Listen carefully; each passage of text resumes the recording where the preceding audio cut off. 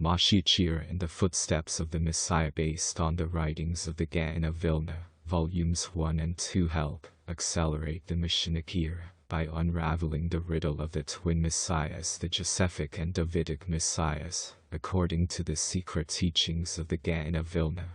The twin messiahs only over the last few decades the formerly obscure and enigmatic Jewish tradition of the Josephic Messiah MoShiach Ben-YoSef has become known to the public. In the overall picture, however, and certainly with its plethora of ornate details, this fundamental teaching continues to remain unknown.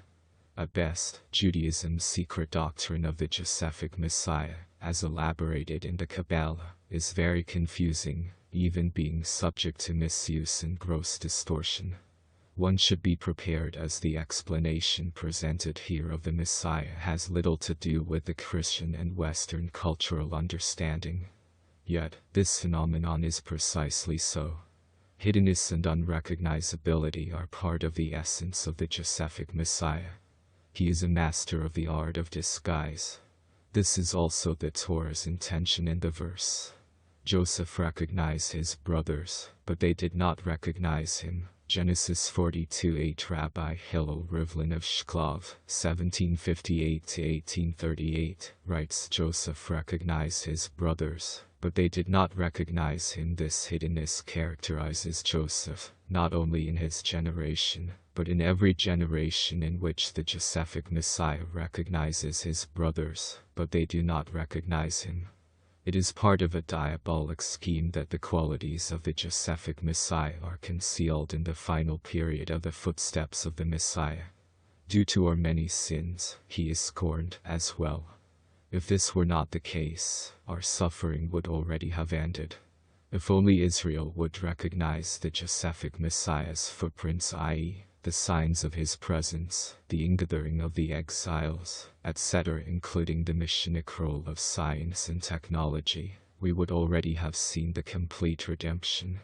What makes the Josephic Messiah such a complex subject is that it is only one half of a larger picture. The other half, which is more familiar to everyone, is known as the Davidic Messiah, the Davidic King Messiah, or simply the Messiah. Together, they are known in the Zohar and in the Gaon of Vilna's commentaries as the Trine Shechen, the Zohar's Aramaic term for the two messiahs, the Josephic Messiah and Davidic Messiah. The Josephic Messiah between these two cosmological forces that forms the hidden landscape upon which the drama of the entirety of world history unfolds. It is for this reason that I have chosen to translate the term as the twin messiahs. It must be emphasized that in the language of the Torah masters and Kabbalah sages, the appellations of the Josephic Messiah and the Davidic Messiah refer to much more than the historical Joseph and David. These two messianic forces were in existence, potentially and manifestly, not only before the historical Joseph, viceroy of Egypt, and David, king of Israel, but even before creation.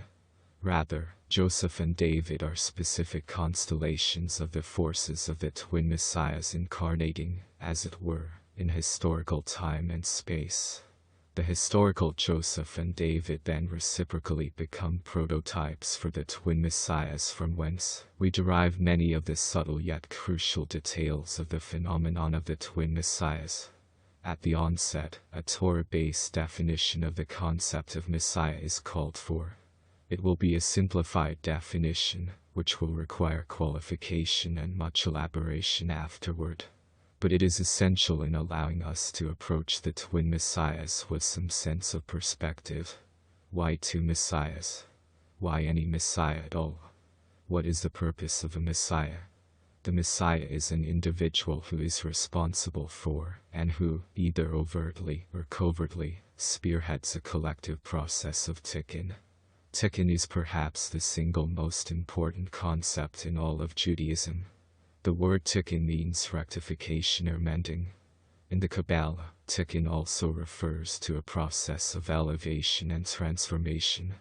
Whereas the second definition implies taking something that is already complete into a more refined state, the first definition implies that something has broken or has become torn, and the immediate goal is only to return it to its original state of completion. These are the two processes or modes of tikkun. When something has been broken, it obviously is not complete, and it cannot function to its full capacity. It is, in a sense, in a state of fallenness or captivity until it receives its proper tikkun. Its tikkun is then its redemption from its captive state. The one who performs that act of restoration is said to be its redeemer, goal, which is another quality and name for Messiah. As we shall see, the Torah teaches that a certain type of breakage, or primordial fall, took place which affected and continues to affect the entirety of creation. Therefore, the Messiah is simply the one who is responsible for the restoration, the tikkun, and the redemption of creation. Yet, even the second definition of tikkun, as elevation and transformation, also implies a subtle form of captivity, which requires a process of redemption. Something can be complete, but still have the capacity to evolve to a higher level. As long as it has not yet attained that higher level, then it too, relatively speaking, can be said to be in a state of captivity that requires redemption. The one who accomplishes the act of transformation has released it from the bondage of its static level of completion. This type of redeemer is also a Messiah. At present, we can understand the need for the first type of Messiah, one who will restore the world to its former state. But where does the second type fit into the picture? When was the world so complete that it needed only to be elevated to higher and higher levels of completion and perfection? The answer is the Garden of Eden. When Adam HaShem, the original higher dimensional consciousness being composed of both masculine and feminine, was created, he was placed into a higher dimensional reality that was essentially perfect. His mission was to elevate and transform that which was already in a completed state. In spite of the fact that nothing had broken and nothing had been torn, all life was still undergoing a staggering spiritual evolution. The entire hierarchy of life, human, animal, plant, and mineral, was rising higher and higher. The one orchestrating this was Adam. Even in the original utopian description of the Garden of Eden, Adam was life's redeemer and the world Messiah. After the proverbial eating from the higher dimensional fruit of the tree of knowledge of duality, reality and Adam's mission radically changed. The fall of man was a cosmic shattering and an existential rip that reverberated throughout the entire fabric of creation.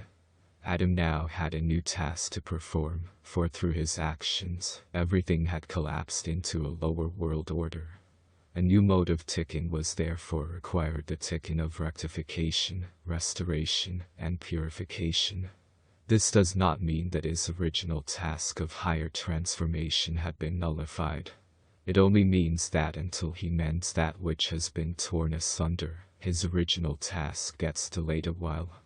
In the end, he must, and will, return to complete it as well. Thus, Adam, presently wearing the form of world humanity, is now 2 steps removed from God's true intent. First, we, as humanity, have to fix up what has been shattered, and then we have to take up where Adam left off, and finish his original work of elevation and transformation. Where there was originally intended to be one singular mode of tikkun, now there are 2 modes. Where there was originally intended to be one Redeemer for all of creation, now there are 2, one for each mode of tikkun. These 2 modes of tikkun are referred to in Torah literature as the Trying Shechem, the twin messiahs. Adam had, in effect, split his own self into 2 personae. Adam is the twin messiahs. The creation of a dual world order, now dependent upon a 2-stage tikkun, is the actual origin of all duality, good-bad, male-female, heaven-earth, sun-moon, this world, next world, etc. That is the bedrock of our present reality. These sharp distinctions did not exist in the higher world of transformation, which functioned according to a law of singularity known as the tree of life.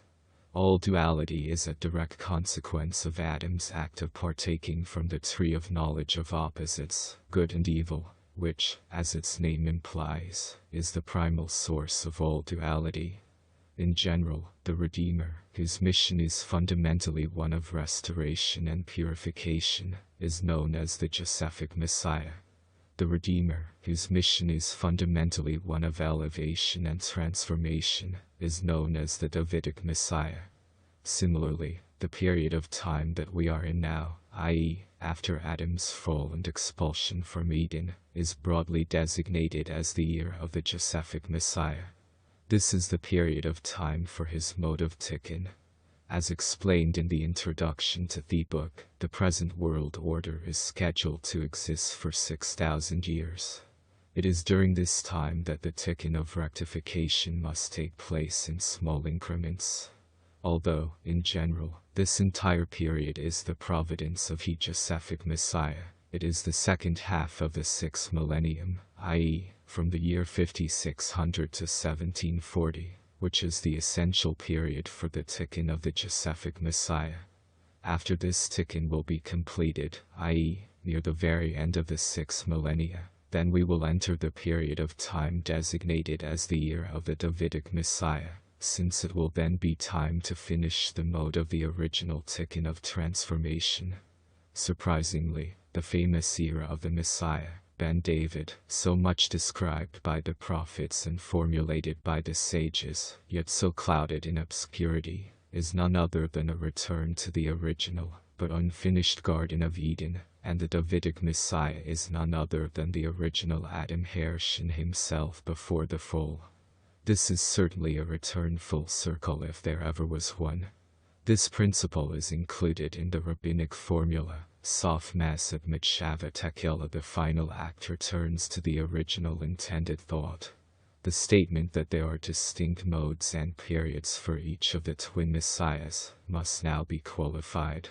In truth, there is much overlapping between the two. The Ben-Dovid mode is always present in the immediate background of the Ben-Joseph mode, and vice versa.